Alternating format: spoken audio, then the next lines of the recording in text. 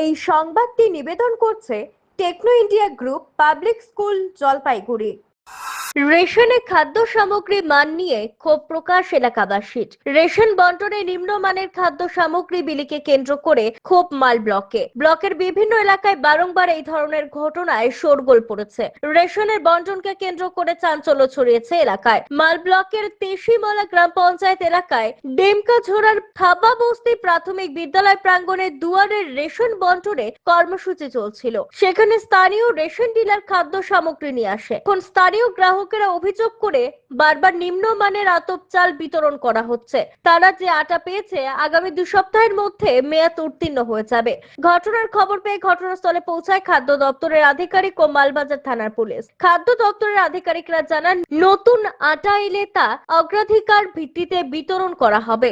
চাল ও আটার মান নিয়ে ঊর্ধ্বতন কর্তৃপক্ষকে রিপোর্ট পাঠানো হয়েছে।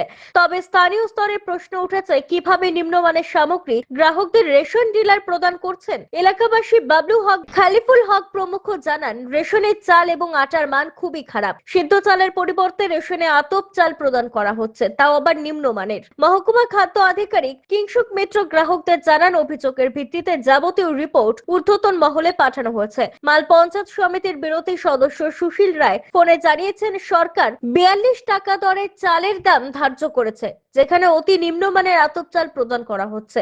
আটার বস্তার মুখ দড়ি দিয়ে বাঁধা।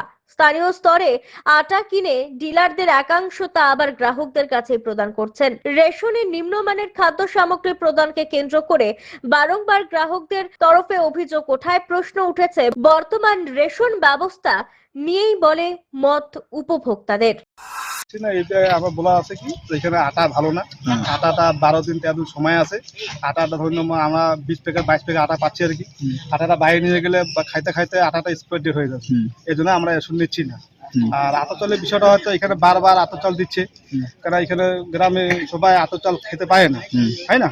এই জন্য আমরা আতপ চাল দিচ্ছি না, বারবার আতপ চাল দেয়, উষা চাল দিচ্ছে না, সিদ্ধ চাল। আটাটা কি দেওয়া হচ্ছে? আটাটা দেওয়া হচ্ছে, আটাটা খারাপ, আমার আটা পছন্দ না, এই আটা আমরা নিব না। যে আটার দিচ্ছে, যে আটাটা সে আটাটাতে মনে করেন যে এক্সপায়ার ডেট এখনো মানে 13 দিন বাকি আছে।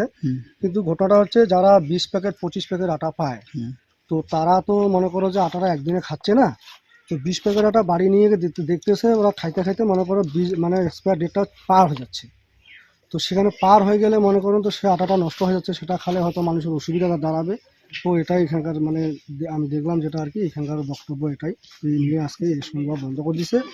আমাদের স্থানীয় এখানকার একটাই দাবি যে পুনরায় মানে চাল, সিদ্ধ চাল দেওয়া হোক। আর সিদ্ধ চাল দিচ্ছে না কেন, এটা আমরা ডিলারশিপের কথা জানতে চাই। আর আটার যেটা দেওয়া হোক, যেটা আমরা মনে করি আজকে এখানে 11 তারিখে দিচ্ছে, 11 তারিখ থেকে নিয়ে আগামী 11 তারিখ পর্যন্ত যাতে এক্সপায়ার ডেট থাকে, এরকম ভাবে আটা দেওয়া হোক।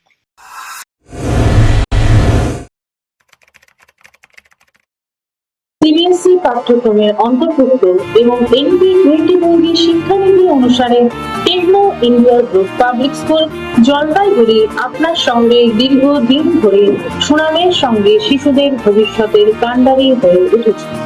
At this school, every student enjoys modern digital classrooms, advanced science and computer labs, a well-equipped library, a vibrant environment for dance, music, and sports.